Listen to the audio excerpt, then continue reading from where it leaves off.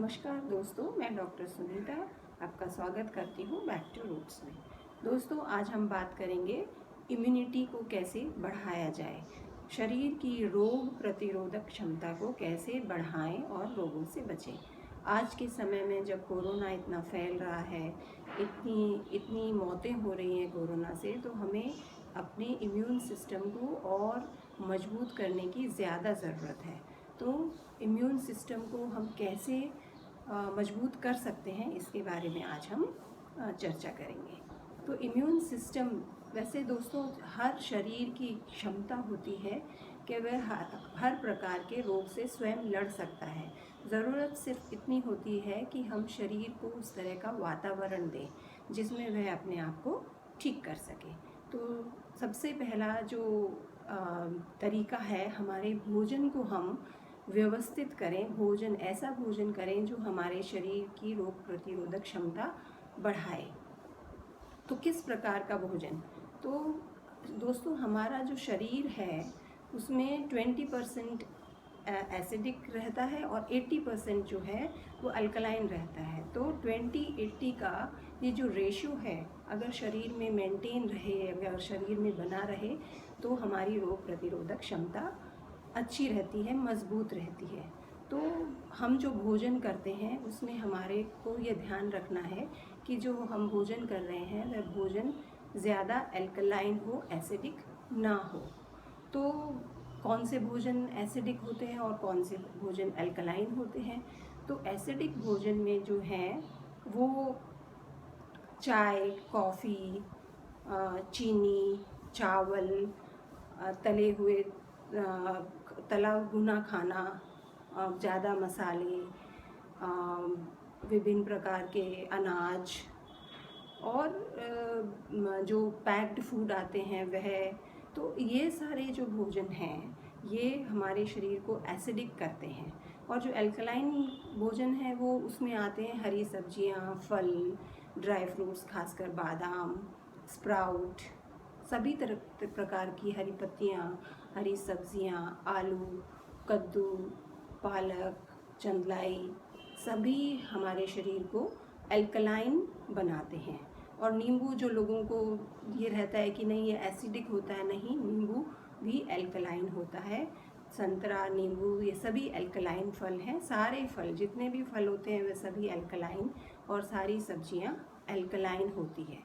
होता क्या है कि जो हमारा शरीर है वह जब खाना पचाता है तो पीछे जो एशेस, जो राख बचती है, वो एसिडिक, ये जो भोजन मैंने आपको जो बताए एसिडिक और अल्कलाइन, तो जो एसिडिक भोजन है वो पचने के बाद में शरीर में एसिडिक तत्व छोड़ देती है, और जो अल्कलाइन भोजन जो मैंने आपको बताए वो जो है पचने के बाद में शरीर में अल्कलाइन ऐश, अल्कलाइन राख छोड़ती है, तो अल्कलाइन रेसिड्यूज छोड़ती है। तो अब कैसे?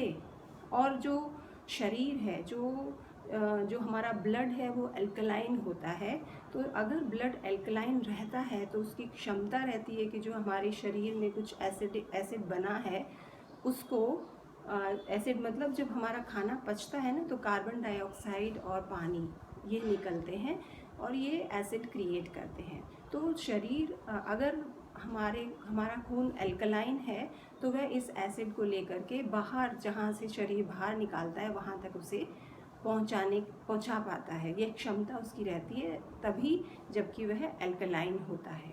यदि खून एसिडिक होने लगता है तो फिर वो, उसकी क्षमता, इन एसिड को बाहर निकालने की क्षमता जो है वो कम होती जाती है और वह एसिड हमारे शरीर में इकट्ठा होना शुरू हो जाता है और उसकी वजह से हमारे शरीर में रोग उत्पन्न होने लग जाते हैं, क्योंकि हमारे शरीर की रोग प्रतिरोधक क्षमता जो है वह कम होने लग जाती है। हमारा ऑटो इम्यून सिस्टम कमज़ोर पड़ने लगता है और इस प्रकार से जो हमारे ऊपर, जो शरीर के ऊपर विभिन्न प्रकार के टॉक्सिन्स हैं या बाहर से कोई वायरस, बैक्टीरिया अटैक करते हैं, तो शरीर उससे लड़ने की क्षमता उतनी नहीं रखता है और हम बीमार हो जाते हैं। यही बात कोरोना के संबंध में है। अगर हमारा ऑटो इम्यून सिस्टम हम मजबूत रखेंगे तो हमारा शरीर कोरोना के वायरस से भी लड़ पाएगा। तो ये था।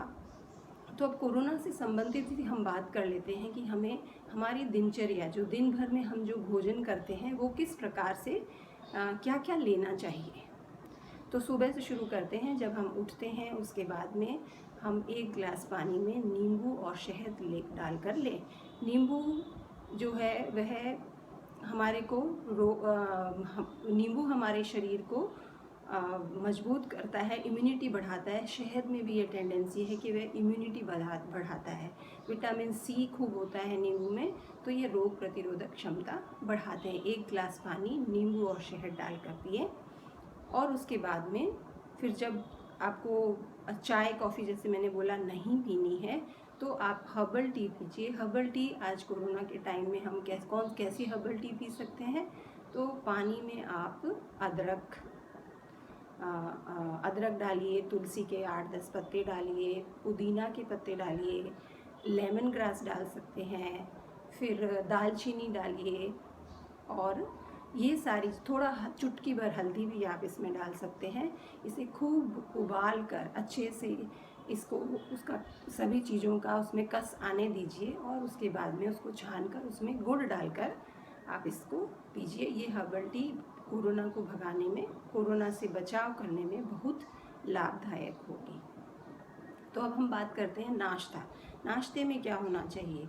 तो नाश्ते में हम ड्राई फ्रूट्स लें, रात के भीगे बादाम, अखरोट, अंजीर, मुनक्का, ये सब लें। और उसके साथ स्प्राउट, कोई जो मौसम का फल है वो ले सकते हैं। 1 गिलास दूध ले सकते हैं। तो ये इस तरह का आपका नाश्ता होना चाहिए। फिर हम बात करते हैं लंच में दिन का खाना क्या खाएं। तो दिन के खाने में आप 2 सब्जी खाइए, मूंग की दाल खाइए। मूंग की दाल एल्कलाइन होती है, बाकी दालें एसिडिक होती हैं। तो कोशिश करें मूंग की दाल खाएं। आप छिलके वाली भी खा सकते हैं, धुली हुई भी खा सकते हैं। और 2 हरी सब्जियां जो सीज़न की हैं, 2-3 चपाती, जैसा आपकी डाइट हो उस तरीके से 2-3 चपाती। और छाछ लीजिए। छाछ बहुत ही अच्छी है अभी गर्मी के मौसम में, और वैसे भी वह हमारे शरीर की पाचन शक्ति को बढ़ाता है। और सलाद खाएं, कच्ची सब्जियां खाएं सलाद में। ये आपका दिन का भोजन होगा।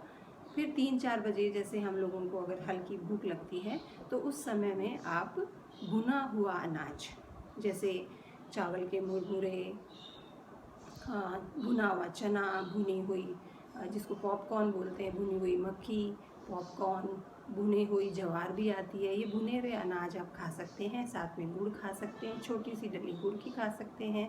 इसका कुछ बना कर भी रख सकते हैं आप, जो स्नैक्स बना के रख सकते हैं वह खा सकते हैं। और फल खाएं ताज़े, जूस पिए, सब्जी या फल का जूस पी सकते हैं। तो इनमें से जो भी आपको रुचिकर लगता है या जो कंफर्टेबल है आप वो खा सकते हैं। और फिर दोस्तों रात का खाना, रात के खाने में भोजन हल्का कीजिए और 7:30 बजे तक भोजन कर लें। सोने से 3-4 घंटे पहले हमें भोजन कर लेना चाहिए। तो शाम का हल्का भोजन करें, दलिया, खिचड़ी, सूप ले सकते हैं। शाम को आप सूप ज़रूर पीजिए। और अगर रोटी खाते हैं तो 2 रोटी 1 हरी सब्जी के साथ खा सकते हैं। तो और सोने से पहले 1 गिलास दूध में थोड़ी हल्दी डालकर पिए। इससे आपको नींद भी अच्छी आती है। और हल्दी जो है एंटी इन्फ्लेमेटरी भी होती है, एंटी बैक्टीरियल भी होती है। तो हल्दी के बहुत लाभ हैं। तो आप हल्दी ज़रूर लीजिए दूध के साथ में, और आपकी नींद अच्छी आएगी। तो नींद अच्छा आना भी बहुत ज़रूरी है, क्योंकि इससे भी हमारी इम्यूनिटी बढ़ती है। हमारा ऑटो इम्यून सिस्टम जो है मजबूत होता है। तो ये तो थी दोस्तों भोजन की बात। दूसरा तरीका क्या किया जाना चाहिए हमारी इम्यूनिटी को, ऑटो इम्यून सिस्टम को मजबूत करने के लिए। तो फिज़िकल एक्सरसाइज और प्राणायाम, या आप कह सकते हैं योगासन और प्राणायाम आप अवश्य करें। कम से कम आधा घंटा से 45 मिनट रोज़ करें। तो कौन कौन से आसन हम कर सकते हैं। तो दोस्तों आप सूर्य नमस्कार कर सकते हैं। 11 से 15 सूर्य नमस्कार करिए, या फिर अलग अलग आसन कर सकते हैं। ताड़ासन करें, मंडूक आसन करें, नौकासन करें, भुजंग आसन करें, वक्र आसन करें, है ना। और लास्ट में जब आसन आपके हो जाएं तो आप लेट करके शवासन में थोड़ा रिलैक्स करिए। 5 से 10 मिनट आसन करने के बाद में रिलैक्स होना भी बहुत ज़रूरी है। तो ये तो थी आसन की बात। प्राणायाम कौन से करें? तो देखिए दोस्तों, कोरोना के समय में एक तो हमारे ऑक्सीजन की बड़ी दिक्कत होती है। कोरोना से अगर व्यक्ति इन्फेक्ट हो जाता है तो ऑक्सीजन की कमी पड़ने लगती है। तो देखिए, लंबी सांसें, लंबा गहरा सांस खींचिए और फिर बिल्कुल धीरे धीरे छोड़िए। इसको आप 5 से 10 मिनट कर सकते हैं। जैसे देखिए, एक बार मैं करके बताती हूँ।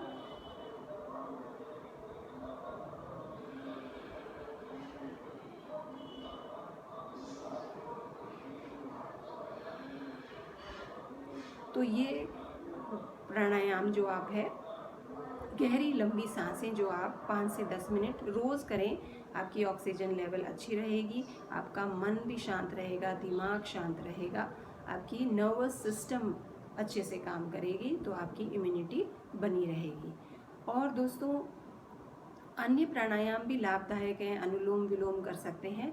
खासकर कोरोना के इन्फेक्शन या इन्फेक्शन नहीं भी हुआ है तो इसमें हमें भ्रामरी ज़रूर करना चाहिए, जिससे हमारे शरीर में वाइब्रेशंस आते हैं। देखिए, भ्रामरी में क्या करना है, आप कान पे दोनों अंगूठे लगाएंगे, अंगुलियां आंखों पे, और फिर सांस छोड़ते हुए मन में ओम का उच्चारण करना है। जैसे भंवरा गुंजन करता है वैसे करिए।